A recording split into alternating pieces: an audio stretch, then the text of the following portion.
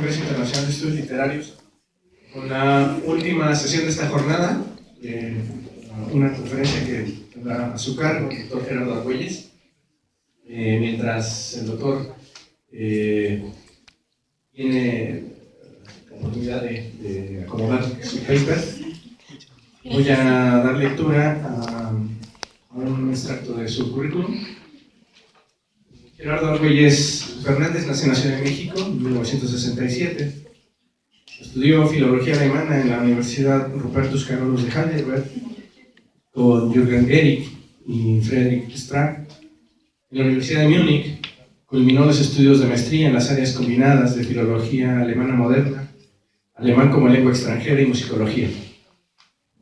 La tesis para la obtención de grado de maestría, bajo la dirección de Willy van Perth y Franz Korn, se centró en temas de estética, poetología y música. Gerardo Argüelles Fernández ha sido becario CONACYT y se doctoró en la UNAM, con mención honorífica en la generación 2006-2009 bajo la dirección de Angélica Tornero, con un proyecto centrado en elucidar el concepto de estructura literaria de Roman Ingarden y su relevancia para los estudios literarios contemporáneos. Su actual investigación se ocupa de asuntos sobre conceptos de matiz filosófico con énfasis en la fenomenología husserliana, aplicados a la teoría literaria tales como imagen, mirada, situación y estado de cosas, intencionalidad, síntesis pasiva y el concepto de horizonte y mundo vital, Lebenswelt. La docencia de temas de teoría literaria y sus vínculos con la filosofía constituyen su principal ocupación.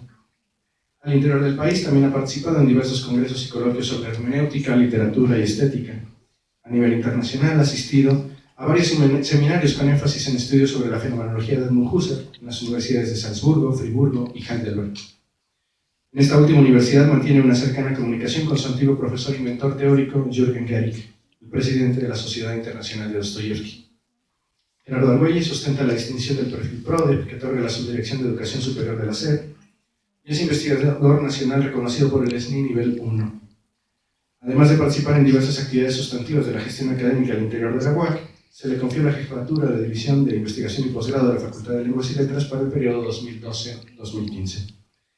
Desde enero de 2013, Gerardo Argüelles pertenece al núcleo académico básico de la Maestría en Enseñanza en Estudios Literarios de la Facultad de Lenguas y Letras de esta universidad, con el reconocimiento PNP que otorga el CONACYT.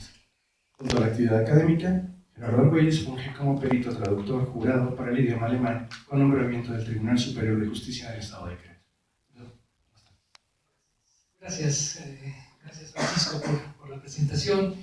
Es un placer nuevamente estar aquí con ustedes, antes moderando a nuestra colega, doctora Silvia Ruiz Tresgallo. Ahora me toca a mí tomar el micrófono. Les traigo una charla, agradezco mucho su paciencia por la hora, ¿verdad?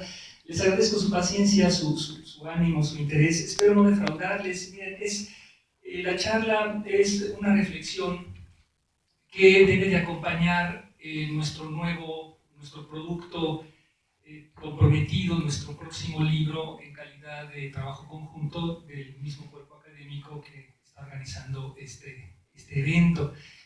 El libro versa más o menos en torno a la figura del autor.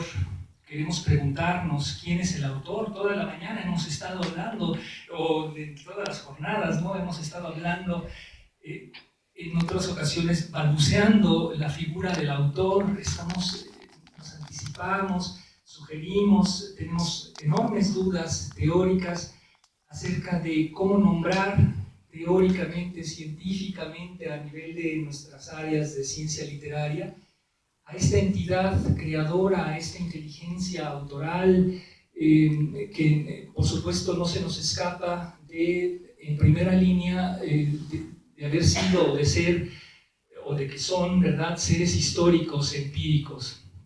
Entonces esta reflexión tiene ese cometido, abundar, abrir algunas vertientes, algunos derroteros para ver si cada quien desde su área disciplinar de interés tiene elementos, ¿verdad?, de investigación para abundar en esta pregunta que me parece, quizá en los últimos 20, 25, 30 años, al menos desde los avances de investigación que he podido recopilar de mis visitas a Alemania, es un tema fuera de moda.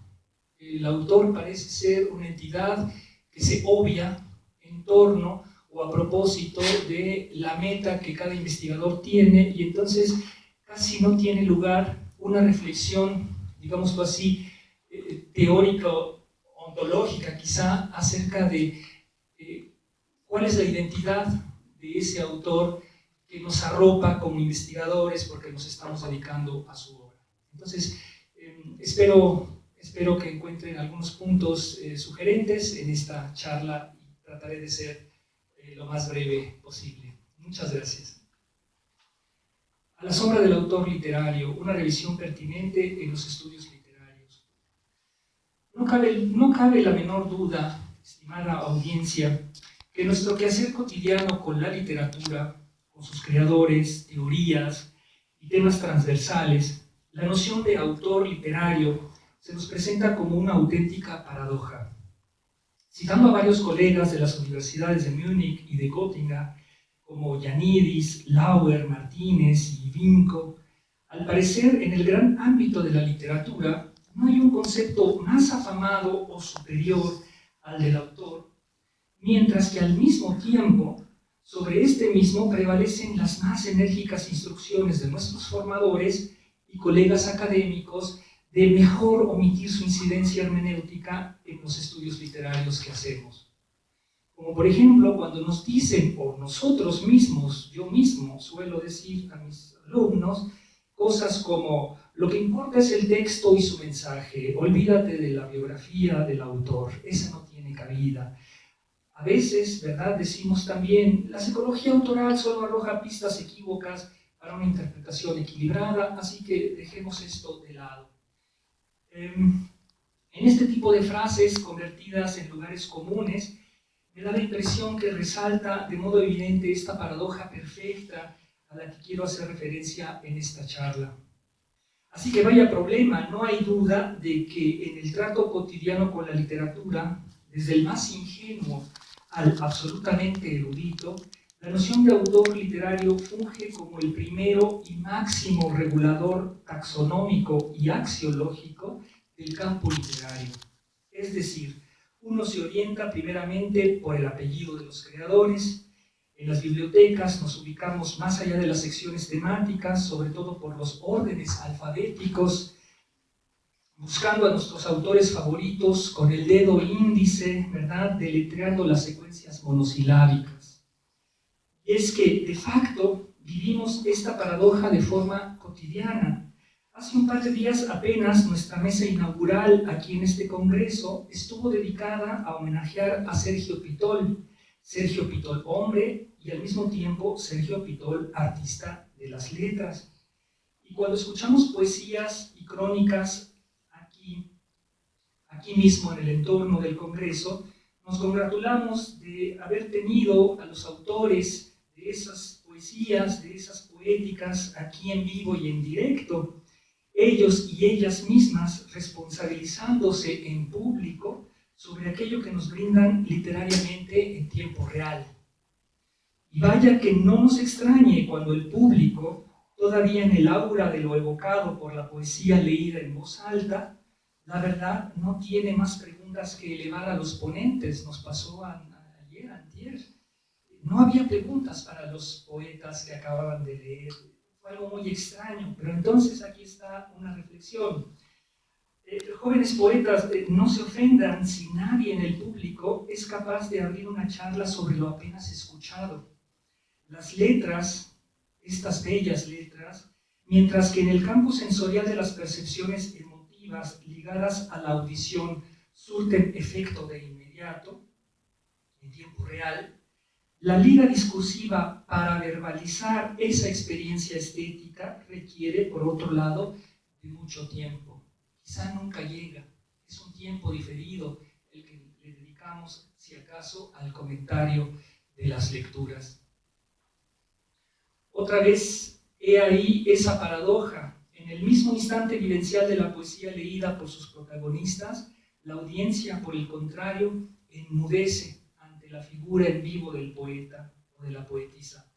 ¿A quién debo preguntarle cosas? ¿A la poeta o a su poesía? De estos mismos autores, como ha sido el caso con la visita de Óscar de la Borbolla, esperamos eso a menudo que Marco Ángel bien llama recetas del misterio de la creación artística. Regularmente esperamos en vano, ¿no? Los poetas también enmudecen ante la inquisición de su audiencia. Y entonces es verdad lo que dicen los colegas que he citado arriba: estimada audiencia, uno acude a la premiación de un galardón literario otorgado a este o aquella autora, quien además se nos avisa permanecerá algunos minutos a firmar su novela, y entonces vamos ahí a ponernos en la fila, ¿verdad? Por otro lado, los autores literarios nos sirven de guía y orientación no solo cultural, sino política. Excepto por el público aquí presente de menor edad, claro que todos hemos sentido la indignación por la irracional persecución de la que ha sido objeto Salman Rushdie con aquello de sus versos satánicos. Y algo todavía muy actual, todos hemos lamentado que alguien como Vargas Llosa nos haya fastidiado últimamente con sus comentarios sobre la política mexicana en torno a las elecciones del 1 de julio pasado. En órdenes superiores, así va más o menos la reflexión, a un premio Nobel se le otorga, el premio Nobel se le otorga al autor en tanto persona a propósito de su obra, pero si esta personalidad llegase a fallar moralmente, entonces no vacilamos de inmediato en mostrar nuestro desencanto y nos lamentamos que alguien de semejante altura cultural nos esté poniendo a nosotros mismos en un predicamento ético. Ese es, por ejemplo, aunque no es un Nobel, mi eterno pelear con Fyodor Dostoyevsky, chauvinista, ortodoxo radical, antisemita, antipolaco, pendenciero, jugador, mal hermano, padre de familia ausente y encima infiel. ¿Quién es el autor? En estos ámbitos internacionales de los estudios literarios, algunos de nosotros, los que no somos autores, pero estudiamos sus obras, nos convertimos quizás en cervantistas, otros se vuelven borgianos, aquel es un shakespeariano, y no falta, claro, el experto en Dante Alighieri. Y aquí me surge la duda acerca de si al erudito de Cervantes le llamamos cervantista, al de Dante, ¿cómo le llamamos? ¿Algierista o acaso dantesco? En fin, los autores nos brindan identidad, nos dan carrera, nos dan privilegios, nos otorgan privilegios. En fin, el privilegio cultural brindado al autor de nombre y apellido nos ha permitido por ejemplo, llamarle a una situación de la vida que se nos revela como rara y obtusa, como kafkiana. Enseguida todo el mundo sabe a qué nos referimos. En otras situaciones, por ejemplo, de talante abrumador y situaciones llenas de desencanto, le llamamos también en nuestro marco acá mexicano rulfiana, ¿verdad? Encontrarse en una situación rulfiana.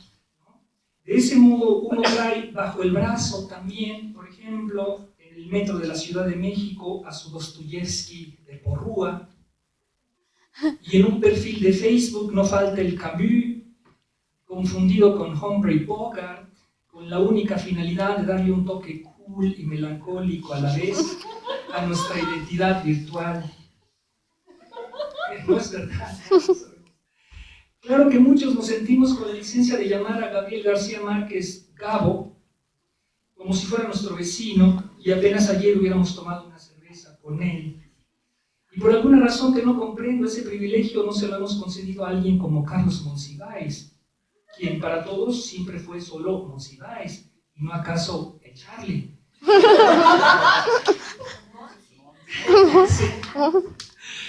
En efecto, aquí podemos calcular la enorme importancia de la noción de autor convertida en persona empírica, como ya lo había anticipado Octavio Paz, otra vez Vargas Llosa. Cuando han hablado de política, o acaso obrado en consecuencia, uno se siente indignado, avergonzado, o en todo caso interpelado por el mensaje oblicuo que han proferido semejantes autores. Es como si, por alguna cuestión superior metafísica, a los autores literarios les confiriéramos una licencia privilegiada al acceso a la verdad sobre el mundo.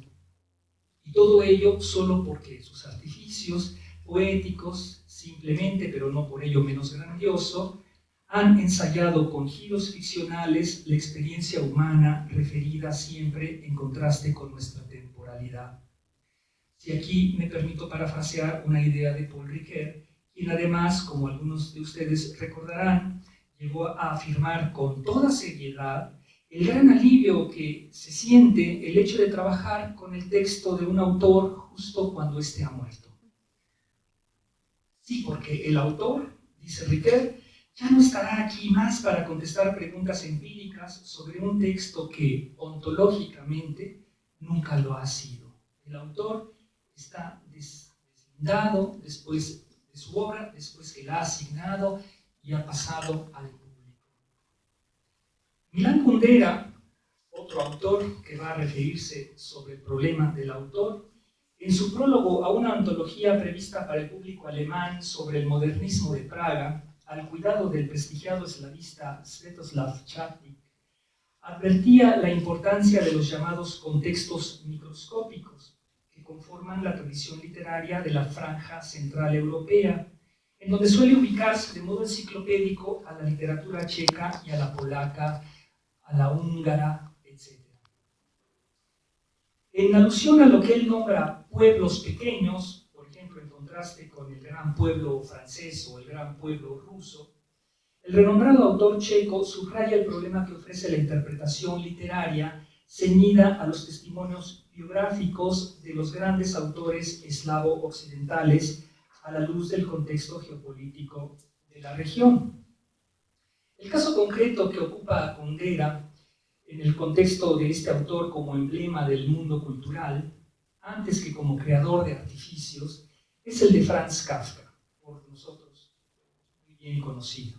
El autor del libro de la risa y del olvido, o la más famosa, tal vez, La insoportable levedad del ser, acusa en esta antología a la que me refiero a la crítica internacional de haber enclaustrado la obra del praguense judío alemán de apellido Kafka tras no haber sido capaz de ubicarla en el contexto europeo más amplio. Y si bien se han publicado importantes opúsculos relacionando a Kafka en contextos literarios, filosóficos y teológicos, jamás, según Kundera, se ha conseguido ofrecer un planteamiento satisfactoriamente correcto en relación al mérito estético de su poética. Y para ilustrar esto, les comento lo siguiente. Tan solo aquel relato breve llamado La condena, entre 1913, que es el año de su publicación, al cierre del año 2000, se habían publicado ya alrededor de 2000 análisis, la mayoría de ellos en lengua alemana, según un agudo apunte de investigación que me llegó hace poco a mis manos. Como sea, tampoco ha tenido lugar una adecuada interpretación de la obra kafkiana en el contexto más cercano al interior de esta periferia regional, reclama el autor de La broma. ¿Acaso por volumen, se pregunta, pertenece ese contexto a la literatura alemana? ¿Kafka pertenece en ese contexto a la literatura alemana? ¿O quizá a la checo-alemana? ¿O bien quizá Kafka pertenece a la literatura judío-europea, por lo menos a la cultura praguense? ¿De quién es Kafka?, se pregunta finalmente Kundera. Y todavía remata, ¿es Kafka el precursor del modernismo checo o es un clásico alemán? ¿Se puede ser las dos cosas a la vez? Porque del canon obligatorio de las letras germanas, sabemos, a Kafka nadie lo mueve ni un milímetro. Kafka es lectura obligada de bachillerato, de examen de bachillerato. Por el contrario, ¿cómo se leerá a Kafka en el bachillerato checo? ¿En qué idioma se lee a Kafka en Praga? Y para acotar esto, quisiera citar al propio Kundera. Abro cita. Los intérpretes de Kafka lo han ahogado en su propia biografía, tras haber convertido sus novelas en comentarios sobre sus complejos, su soledad, su familia, su enfermedad, su judaísmo, su sexualidad, sus amores, sus cosmovisiones y actitudes, su filosofía. La obra de Kafka ha sido interpretada 1 millar de veces, pero nadie se ha ocupado de su valor estético, en tanto pregunta rectora, con la cual siquiera algún análisis valiera la pena. Todo mundo se pregunta qué quiso decir el profeta Kafka. Sin embargo, a nadie se le ha ocurrido averiguar la razón por la cual su obra es bella e importante. En aras de sacudirse la hegemonía germánica, sigo parafraseando a Kundera, los pequeños pueblos eslavos inmersos en la geografía monárquica de los Habsburgo austriacos requirieron de un concepto que los integrara en un mundo eslavo unificado, que hiciera las veces de coraza ideológica. Kundera opina en este tenor que al mismo tiempo los rusos se aprovecharon de la etnografía eslava y la usaron como argumento ideológico para justificar su expansión en Occidente, ofendiendo la autonomía de estas regiones. Inmersos en esa problemática es que las literaturas particulares de estos países han padecido de estos excesos, como el que Kundera refiere de Kafka. Entonces, como estudiosos de la literatura comparada, estimados colegas y compañeros, les invito a que abundemos en estos detalles. La próxima vez que tengamos una obra de Kafka en nuestra lista del semestre, ¿quién es Kafka? ¿De quién es Kafka? O para decirlo postestructuralmente con Foucault, ¿qué es eso llamado Kafka? En beneficio de mis argumentos, acude de lo anterior el tema del problema ideológico y la fragilidad de las interpretaciones, que ya también se habló aquí en una charla, en especial cuando las condiciones geopolíticas oscurecen las preguntas rectoras centradas en buscar que los análisis literarios arrojen datos sobre la trascendencia del problema humano narrado en la literatura, sin perder de vista las aparentemente simples preguntas sobre la verdad y el valor estético que subyacen los textos literarios, según lo ha querido poner de relieve el propio Kundera en el caso de Kafka. Al asumir por mi parte la importancia de la autoría sobre las presiones ideológicas, acaso más agravantes, me parece ganar como sostén de nuestro cometido para el libro la relevancia que yo encuentro en la fenomenología. Esta tesis abunda sobre una estimación en silencio, es decir, en voz baja, ¿verdad?, de aquello que, como sea que se le quiera llamar y ubicar en cuadrantes espaciotemporales, a eso que llamamos autor literario, este ya nos ha procurado de una configuración de mundo finito, llámese desde una ontología semántica, mundo posible, o como me gusta decirlo en términos de fenomenología husserliana, de un mundo de la vida. Desde luego, si esto cobra certeza, entonces me parece que gracias a los postulados fenomenológicos que me interesa destacar, puedo defender la tesis acerca de que durante el acto de lectura se logra advertir el estado que guarda un mundo descrito literariamente con sus objetos y estados de cosas bajo el privilegio de su mera donación articulada en el sentido literal del texto. Y me temo no poder prescindir aquí de replicar a ciertos sectores de la crítica literaria contemporánea y oponerles la premisa de que la influencia ideológica viene después, mucho más tarde, o incluso sería menester demorarla el mayor tiempo posible. Lo mismo que las ejecuciones ex negativas, forzadas por la urgencia de contextualizar lo evidente en toda ubicación geopolítica de pueblos y naciones, en los extremos que ya citamos nosotros de Kundera a propósito de Kafka. De este punto, mi premisa básica de investigación en torno a este tema no se movería ni un instante. Perdonen que sea tan radical. De Paco aprendí que un pensamiento lo suficientemente radical es necesario para que más o menos aterrice, de otra manera se nos vuelve a desmoronar en las manos.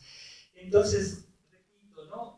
Esta tesis consiste en defender aquello con lo cual asumo, ¿verdad?, que una labor del cuidado interpretativo del texto con estas características fenomenológicas promete un mejor y adecuado desempeño en medida que al texto literario se le reconozca esa autonomía trascendente. Y Me refiero a un texto el cual por sí mismo ya contiene una ideología propia, versada o conversada por las voces literarias que le dan vida en el acto de lectura, lo suficientemente saturada con su propio sentido como para que encima los análisis resultantes se enclaustren, hablando como Kundera, en marcos proféticos de referencia imposibles de sostener debido a su exceso de carga ideológica por nuestra parte. Si además aquí por ideología se entiende como la instrumentalización a toda costa de una idea. En ese tenor, por ideología también puede entenderse un ámbito amplio y transversal en cuyo centro se reúnen los principios epistemológicos que habrán de sustentar una determinada visión teórica. Pero de permanecer aquí, entonces yo mismo estaría habilitando de nuevo aquello que ya a mediados del siglo XX Winsat y Beardsley habían desechado como falacia intencional. Aquella que decía: imposible pensar que el autor empírico está depositando en su obra un presupuesto teórico de su vida personal. Y tampoco, decían estos autores, se puede admitir que la psicología del autor venga revelada a través de los poemas de ese mismo autor. En ese sentido, desde luego que el concepto de ideología permea hasta el último rincón discursivo, con el cual incluso se argumenta una oposición a toda ideología, es decir, yo necesito ideología para oponerme al concepto de ideología, algo así.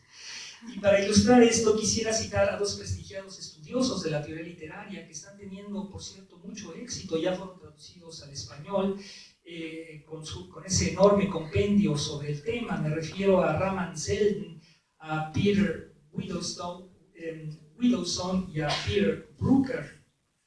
Ellos tres se unen a otros de los más renombrados investigadores que asumen el concepto de ideología en estos términos, precisamente en una suerte de conjetura ante el predicamento que hoy ofrece el tema mismo de la pertinencia de la teoría literaria en tanto campo disciplinar, que persigue la regularización de la plurisignificación interpretativa, o que acude, en el peor de los casos, a modo de prevención ante presupuestos ingenuos y disparatados imperantes en los estudios literarios. Contextualizo un poco porque la referencia es muy ardua. Según Selden, Widowson y Brooker, el concepto de ideología muy cercano al de intención política, que ellos ven nacer desde los postulados aparentemente solo teóricos, resulta lo suficientemente amplio como para admitir que ningún análisis interpretativo habrá de sostenerse libre de intereses críticos y apuestas axiológicas sugeridos a priori en los pasos metodológicos que nosotros mismos sostenemos. A ello, negar la importancia de esta ideología transversal conduciría, a decir de otros expertos en el asunto, como Vera y Ansgar Mühling, a rendirse profesionalmente a un trabajo plagado de ingenuidad.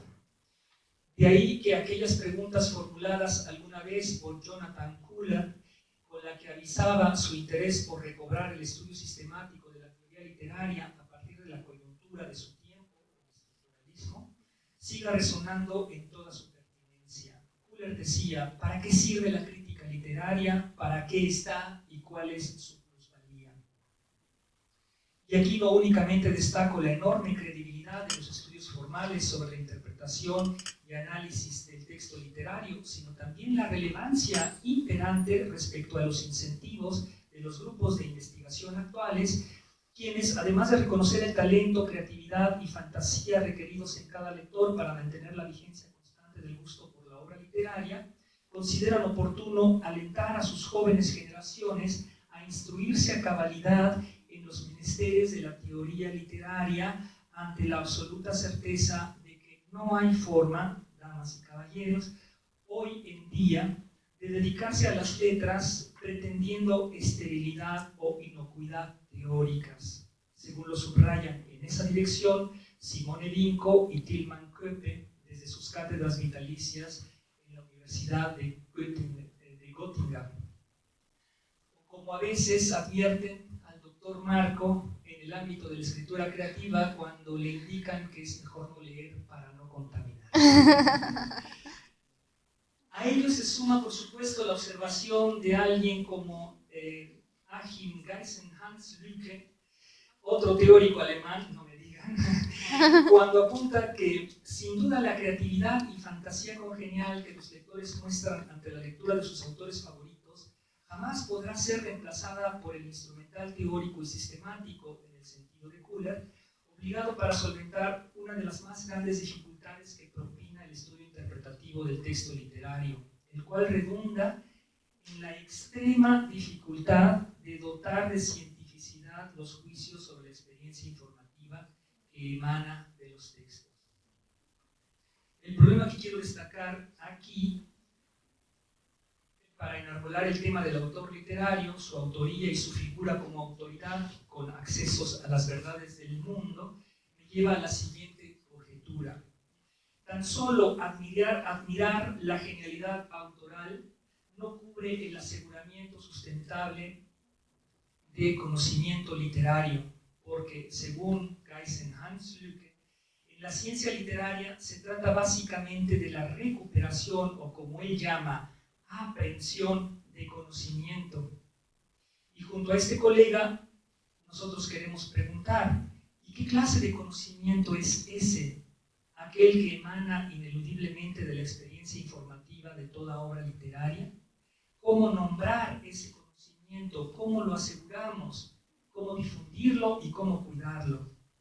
Si es que ustedes, estimada audiencia de estudios literarios y otras carreras afines aquí en nuestra casa, admiten conmigo que hemos elegido, todos estos certeros, y admiten ustedes conmigo que tanto ustedes como nosotros hemos elegido una de las profesiones más difíciles del mundo y cuya complejidad se hace evidente a más tardar cuando alguien nos pregunta, oye, ¿y tú a qué te dedicas? ¿A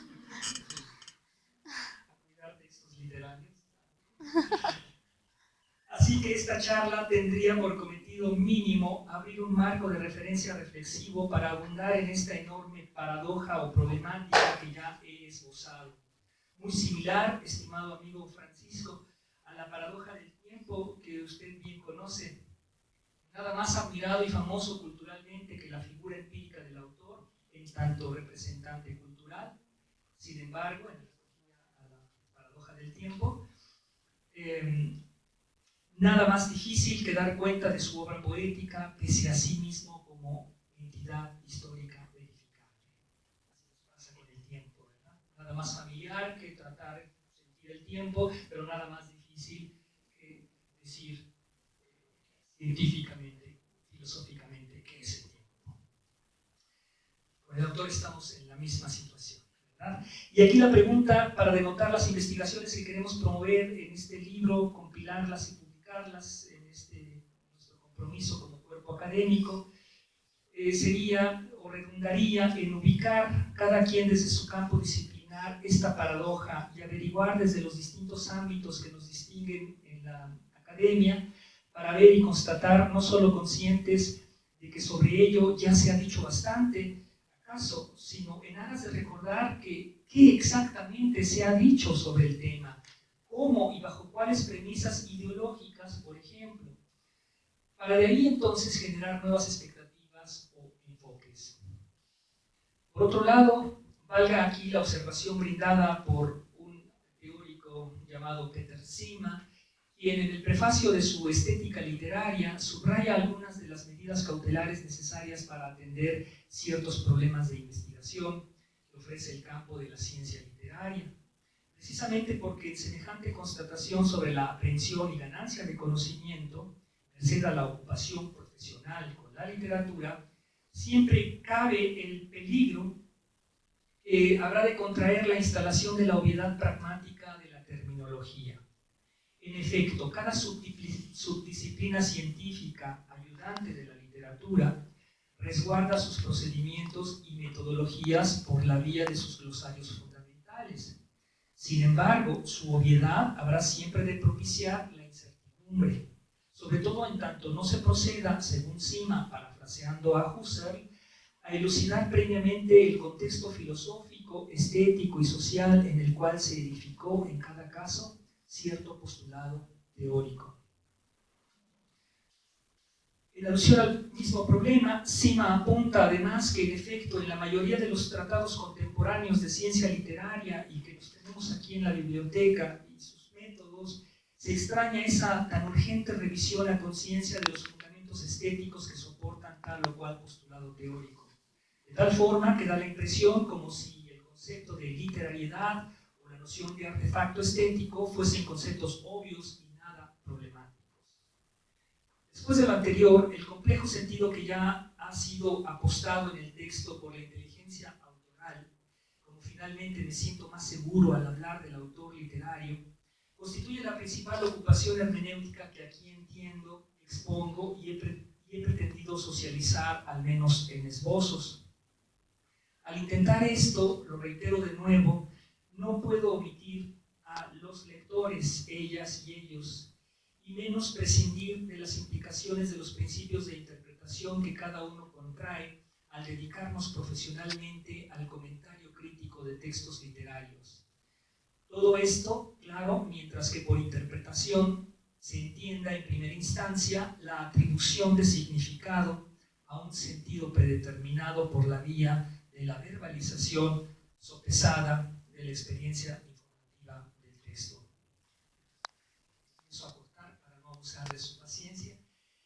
Pero todavía debo ofrecer una nota imprescindible en este sentido. Actualizar un texto humanístico por el camino previo de la estimación fenomenológica en silencio debe ser una cosa, y otra muy distinta, la actualización de un texto relativo a la referencia empírica e ideológica atribuidas a un autor expuesto como eje central de sus propias interpretaciones. Si además aquí subrayo nuevamente con énfasis que por ideología entiendo otra vez la edificación retórica e instrumentalización práctica de una idea hegemónica.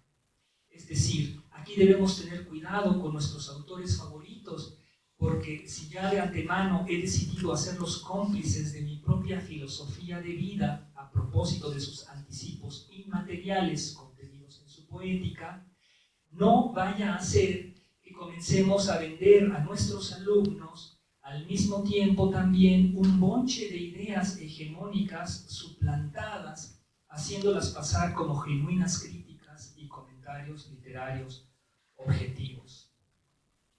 Tras la previsión de todos estos temas, una hermenéutica centrada en el autor con licencia testimonial ameritaría por demás reunir la suma de revisiones y desencuentros contemporáneos recientes, todos ellos dispersos no solo entre seguidores y detractores explícitos de aquella falacia intencional, según lo han analizado en detalle académicos que aquí no cito porque son nombres alemanes, están muy largos, sino incluso entre aquellos que distinguen el propio concepto de hermenéutica desde las implicaciones filosóficas más enérgicas. Tal es el caso de Axel Bühler, quien distingue dos irreconciliables formas de definir el concepto de comprensión, según el pase de revista que realiza a la historia filosófica de este concepto, dando por sentado, así Bühler, que entre Schleiermacher y Dilthey, por una parte, por otro Heidegger y Gadamer, por otro, el tema del problema de la comprensión ha sido apostado sobre una base irracional y antirrealista, cuyo sustento metodológico proviene tanto de la ilusión contrafáctica llamada empatía, como de un apriorismo trascendental impropio de una ciencia del texto. O sea, si yo quería encontrar un enemigo de nivel que está en contra de nuestra hermenéutica más familiar, entonces ya lo encontré. Es Axel Bühler, ¿no? Nos llama irracional, antirrealistas y critica el concepto de empatía que tan revelador me supone, me sirve en mis clases de hermenéutica. Pero en fin, es investigación y hay que entrarle a los discursos hostiles. En contrapeso, Bühler postula la rehabilitación de una hermenéutica, como él llama, conjetural, fundamentada en la racionalidad analítica, lo más distante a esta noción de empatía. y al dogma de sensibilidad afectiva, en la más abnegada lealtad a pensadores antiguos, no tan antiguos, como Christian Thomasius, Christian Wolff, Siegfried Jakob Baumgarten y Georg Friedrich Mayer, muy conocidos, Francisco, quienes ya en estas etapas tempranas del pensamiento ilustrado entendían la producción de texto y habla como una acción centrada en intenciones concretas, para lo cual los medios brindados por el lenguaje acudían como catalizadores objetivantes de la expresión de ideas. En fin, una hermenéutica distinta a la que nosotros conocemos, apostada en ideas ilustradas tempranas. En ese orden, un postulado sobre la ciencia del texto en tales términos arroja una definición neutral del lenguaje según Bühler, con lo cual la hermenéutica filosófica, como hoy se sostiene a sí misma, o se entiende a sí misma desde Gadamer, pierde el derecho de apropiación, según una nota de un comentarista de Bühler, alumno de Bühler, que se llama Hans Kremer, quien, junto a su maestro, se destaca por fungir como uno de los críticos más severos en este asunto. Si todo este acto de reconocimiento del mundo es ya una forma especial de comprensión, parafraseando a Gadamer, entonces la definición del presente de realidad parece también quedar a merced de la elucidación particular de la afectividad humana. Y esto es precisamente lo que el racionalismo científico le objeta al filósofo de Heidelberg, oriundo de Marburgo, Gadamer. Detrás de la apropiación del giro lingüístico de la hermenéutica filosófica parece esconderse entonces una suerte de antirrealismo epistemológico de la comprensión, y es por ahí por donde llegan estos ataques hostiles a nuestra hermenéutica de casa. De retorno al asunto literario, para no pedirles más paciencia, todavía es oportuno destacar que en los estudios literarios se ha enfatizado recientemente la paradoja existente entre, uno, la obviedad práctica de la autoría como clasificación bibliográfica, legado histórico-cultural, herencia inmaterial, y dos, la controversia sobre los límites de la legitimidad autointerpretativa del autor en tanto persona histórica con influencia sociocultural y acaso lingüística en su entorno de vida. Pensemos simplemente en Dante Alighieri, Cervantes o Goethe.